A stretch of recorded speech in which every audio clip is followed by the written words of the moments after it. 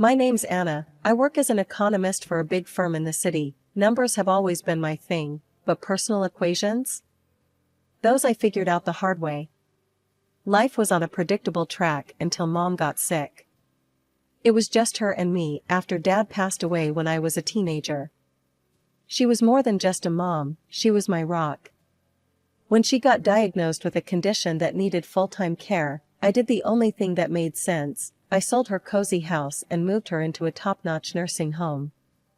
The kind of place with gardens, 24-hour care, and even a piano in the lounge where she used to play her favorite tunes. It cost a fortune, but seeing her smile, playing those keys like she was young again, made every penny worth it. I remember one evening, after a long day of crunching numbers and balancing budgets, my boss, Lucy, dragged me to this party. Lucy's the head honcho at our firm, and despite her tough exterior, she's been my pillar through thick and thin. "Come on, Anna, you need to let your hair down every once in a while," she had said, her arm slung over my shoulder as we walked into the loud, crowded room. I was fumbling with my purse when I bumped into him, Ethan. He was all charm, from his crooked smile to his sparkly eyes. "Sorry, didn't see you there," he chuckled, handing me back my purse, which had landed at his feet.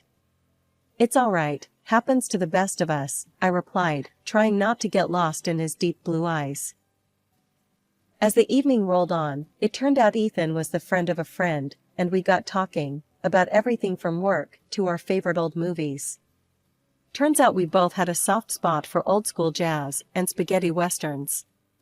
Lucy and I both took a liking to him, but it was clear Ethan had eyes only for me. Lucy noticed, but she was cool about it. After he asked me out, she pulled me aside, her drink in hand.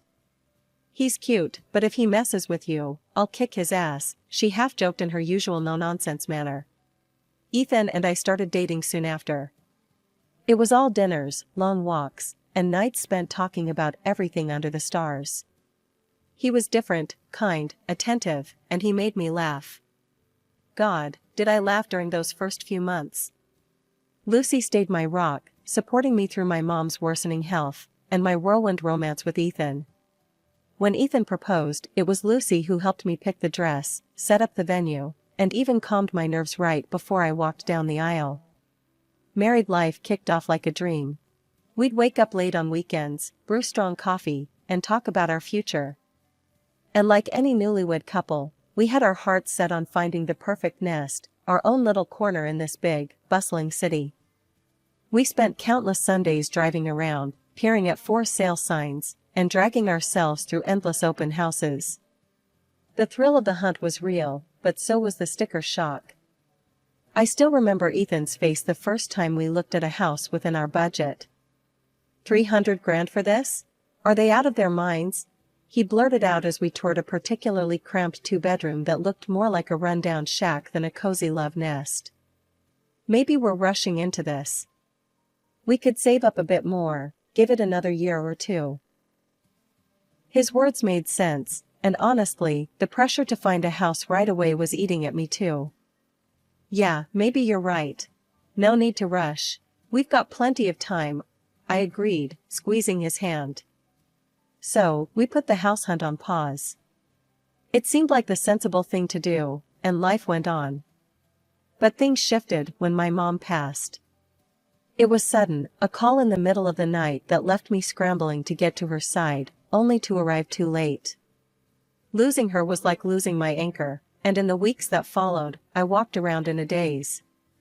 Ethan was there, though, holding me at night while I cried, making sure I ate something, even if it was just toast. One evening, as I was sorting through some of Mom's papers, I found documents from the nursing home about the remaining funds. It was a hefty sum, parked quietly in a savings account, around $200,000. I hadn't thought about it much, with everything going on. Ethan was in the kitchen when I told him.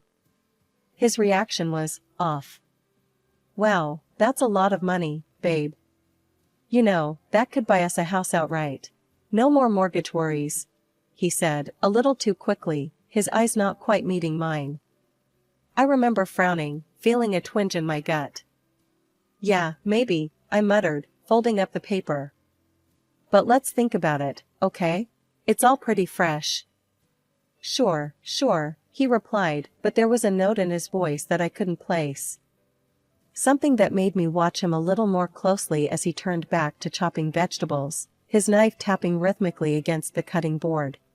After what felt like an eternity of house hunting and countless discussions, Ethan and I finally bought our dream home. We settled on a charming little place not too far from the city center, but still with enough backyard space for maybe a dog or two down the line. We did it, babe, I said to Ethan as we stood in our new living room, boxes stacked around us waiting to be unpacked. Yeah, we did, he smiled, wrapping his arms around me. This is all ours. The house quickly turned into a project of love. We painted, decorated, and turned it into a home. Our weekends were filled with trips to furniture stores and discussions over coffee about which curtains matched the living room decor better. It was exhausting, but thrilling. A couple of months into our new homeowner bliss, Ethan suggested we visit his mom for dinner. It's been a while, and she keeps asking about the house, he said one morning, looking up from his phone. I had only met his mom a few times. She lived on the outskirts of a small village, surrounded by forests and fields. Her house, much like her lifestyle, was quaint but cluttered with jars of herbs and tinctures. She was a firm believer in natural remedies and often boasted about curing a cold with nothing but a special tea or a concoction of her own making. When we arrived, the aroma of something herbal wafted through the air. Ethan's mom, Martha, greeted us warmly but looked a bit pale. Oh, I've just been feeling under the weather, she explained as she led us into the kitchen where dinner was laid out. Have you seen a doctor? I asked, concerned, as we settled around the table. Martha scoffed, shaking her head vigorously. No, I don't trust those doctors. I've got my own remedies. She gestured towards the countless jars lining the shelves. During dinner, Martha's cough seemed to worsen, and she casually mentioned, You know, Anna, maybe you could stay for a few days, help me out around here with some things? I was caught off guard. Oh, Martha, I wish I could, but work is slammed right now. We just took on a big project, and I can't really take any time off, I explained, trying to keep my tone gentle. Maybe you should do what my mom did? Martha's eyes narrowed a bit. I remember you put your mother in a nursing home, she said abruptly. Maybe that's what you think I need too.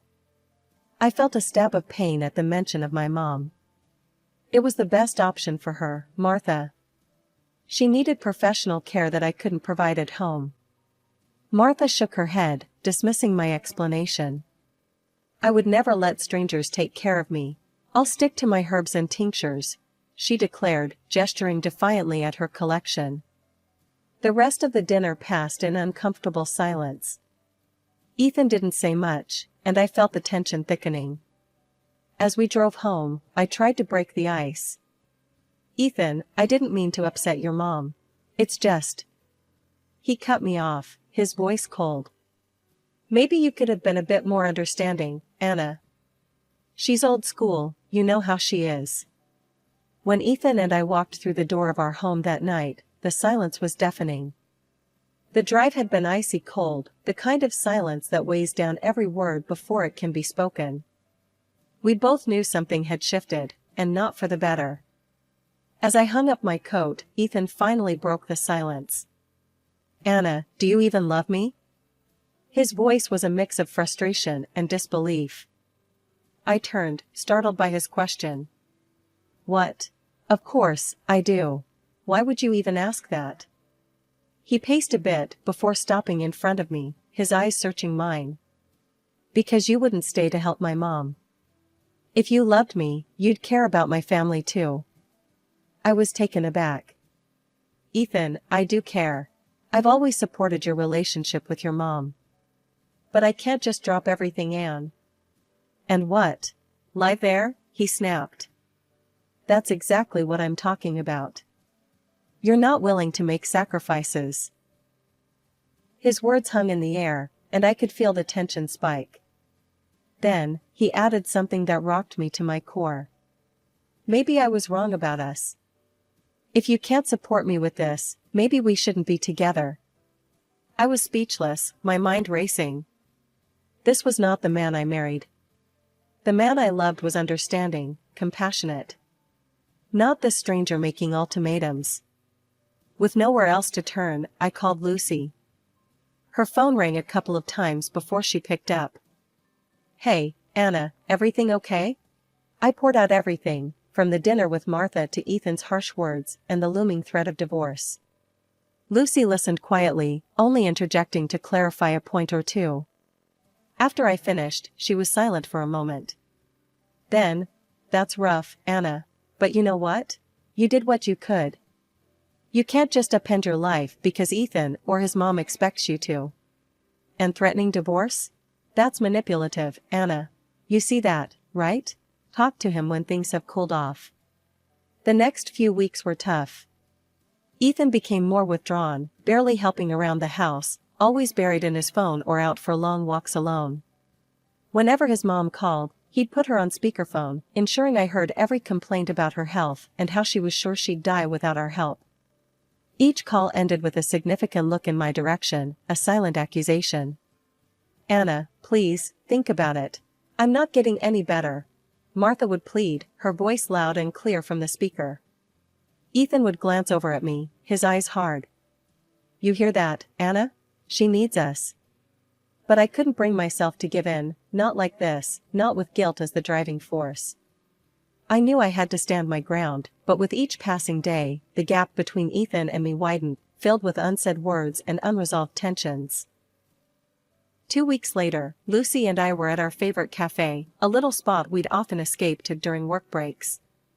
The noise of the city faded as we sipped our coffee and delved into our worlds, hers, the office, mine, increasingly tangled and dark. "So, what's up?"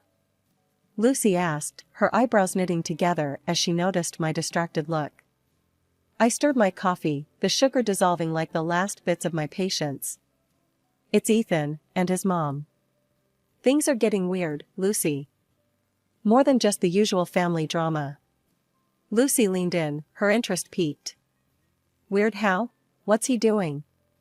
"He's pushing really hard for me to move in with his mom, like, obsessively. And he's been weirdly secretive. Something's off," I said, feeling the weight of my words. Lucy's face hardened. "You think he's up to something? Anna, you might want to check this out properly. Maybe hire a private detective? See what he's really up to." 2 days later, I met with a detective, a gruff man with sharp eyes, named Mike. I explained everything, how Ethan's behavior had shifted, his sudden insistence on his mother's house. Mike listened, jotting down notes. "We'll see what we can dig up. It does sound like he's hiding something. Give me a couple of weeks." Those weeks were long. Each day, Ethan's coldness turned our home into a silent battleground. His calls with his mom were now daily serenades of guilt and manipulation, always on speaker. Then, the call I was waiting for came. "Anna, we need to talk." Mike's voice was grave, even over the phone. We met at the same cafe where I had confided in Lucy. Mike laid his findings out like a deck of cards, each one worse than the last. "Your husband's in deep trouble at work. He's on the verge of being fired because of some shady deals. And there's more, he's racked up a heap of debt, all under your radar." Mike started, his eyes never leaving mine. My heart sank. "Debts? How much are we talking about?" "Enough that he's desperate. He's taken out loans against his future earnings, maxed out credit cards, the works. But here's the kicker." Mike paused, sliding a recording device across the table. I stared at it, my hands trembling as I pressed play. Ethan's voice filled the cafe, mingled with his mother's croaky whispers. "Once Anna moves in here and I get her to transfer her assets, we can handle everything. Her money will cover it all." Ethan's voice was cold, calculated. I stopped the recording, nausea rolling in my stomach. Betrayal wasn't a strong enough word for this. Mike's next words were a blur as he advised me to get legal protection. See a lawyer, lock down your accounts. Fast. The next day, I met with a lawyer, a no-nonsense woman named Janet, who specialized in family law. We'll start by securing your accounts. Then, we'll discuss your options regarding your marriage. As I left her office, a plan forming, I felt a strange mix of relief and devastation. Relief that I was taking steps to protect myself, and devastation that the man I loved, the man I had married, was a stranger. It was a week of sleepless nights and distracted days at work. The phone rang, startling me from a report I'd been staring at for far too long. It was Lucy. Her voice was urgent. "Anna, can you come to my office? Now. We need to talk." A chill ran down my spine. "Sure, I'll be right there," I replied, my mind racing with possibilities. Lucy's tone had been serious, more than usual. I made my way to her office, my stomach tightening with every step. As soon as I walked in, Lucy shut the door and gestured for me to sit. She looked grave, her usual playful demeanor gone. "Anna, there's something you need to hear," she began, her voice low. "Ethan has been calling me. A lot. He's been making advances. He told me he made a mistake, that he should have chosen me, not you." My heart pounded painfully. "What? Lucy, what are you talking about?" She held up her hand, stopping my barrage of questions. "I recorded one of our conversations. You need to hear this yourself." She pulled out her phone, found a file, and pressed play. Ethan's voice filled the room, smooth and conniving. "Lucy, you know I've always liked you. If only I'd made the right choice back then. But it's not too late. We could fix that." My breath hitched as I listened, each word a dagger. But worse was yet to come. "I need a favor," Ethan continued on the recording. "Could you find a reason to let Anna go? Fire her. Once she's out of work, I can convince her to move in with my mom. Manage her finances, you know? Then there's nothing stopping us. Just think about it. Just us, together." I sat there, numb, as the recording ended. Lucy's face was a mask of fury and disgust. I played along, "Anna." To see how far he'd go. He actually thought I was on his side, she explained, her voice thick with anger.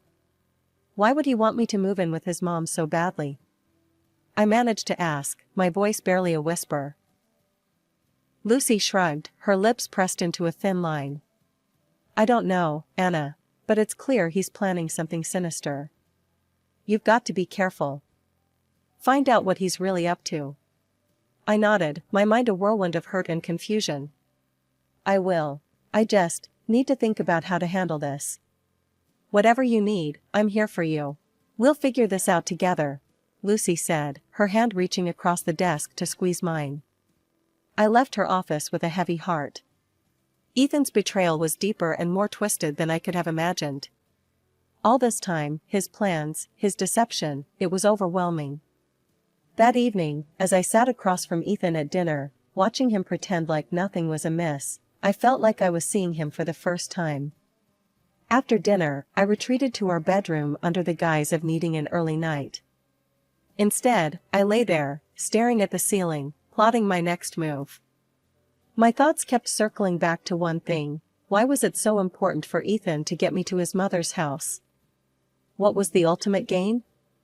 Driving to Martha's house felt different this time. As we pulled up, she greeted us at the door, leaning heavily on her walking stick. Her pale face broke into a strained smile. "Oh, Ethan, Anna, it's so good to see you both. I really could use some help around here.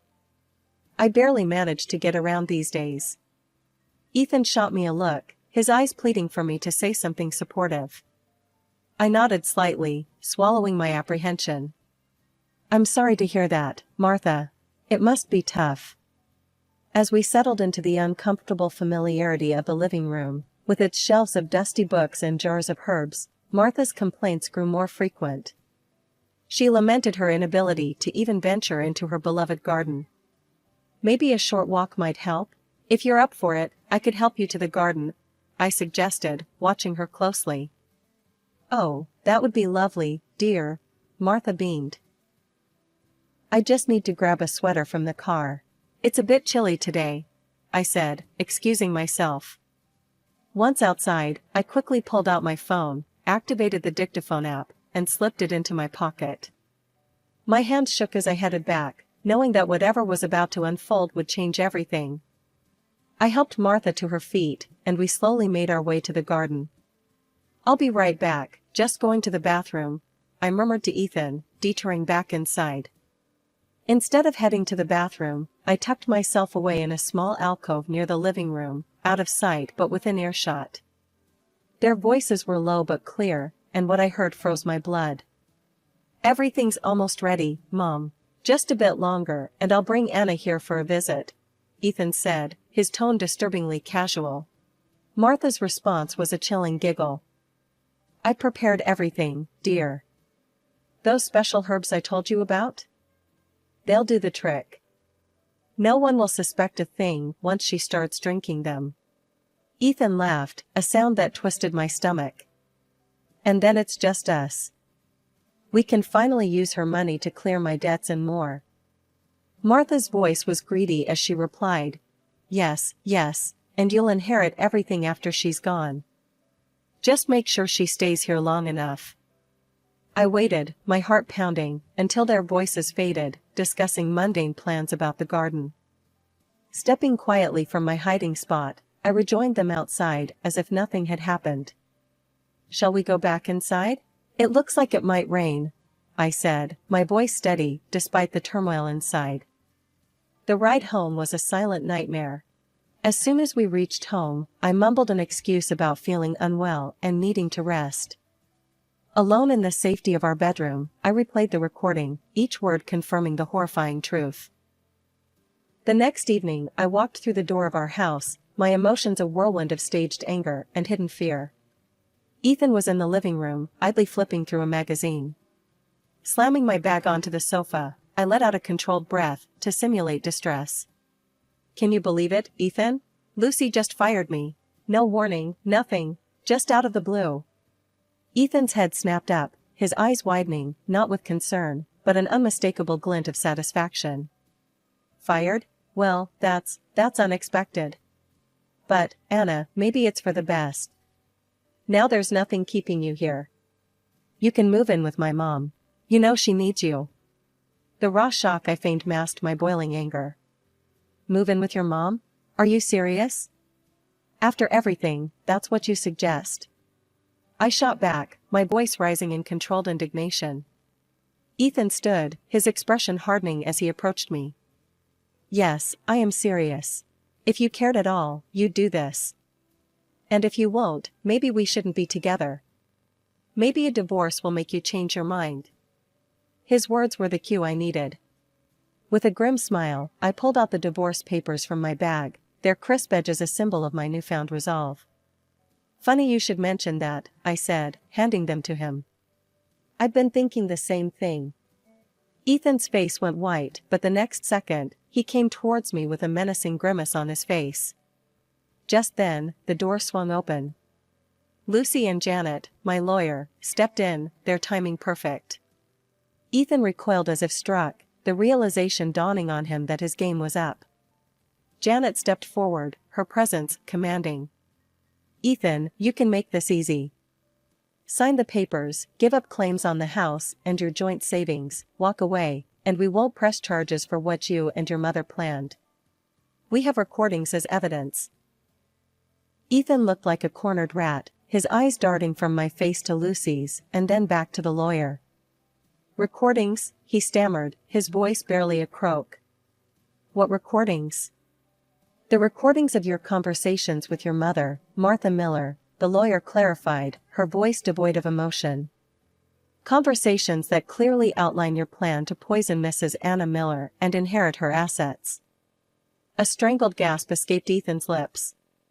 His defiance crumbled, the bluster draining from him as he looked between the three of us. With a shaky hand, he signed the papers, his future, our shared past, disintegrating with each stroke of the pen. "Good choice," Janet said, her voice cool as she collected the documents. "You'll find it's much easier this way." Lucy approached me, her hand on my shoulder. You okay? Yeah, I think I will be, I replied, watching as Ethan's figure shrank, his plans and plots reduced to nothing more than memories and warnings. In the weeks that followed, Ethan's world unraveled further. Fired from his job due to the shady dealings, burdened by debts, he was forced to sell his mother's house just to stay afloat. They ended up in a rented apartment, a stark contrast to the life he had plotted to steal from me. As for me, I remained in the house that was once ours, now solely mine. Lucy and I, our friendship solidified by the ordeal, often sat in my garden, talking about everything and nothing. Life had thrown me into the depths, but I had emerged, not just surviving, but thriving.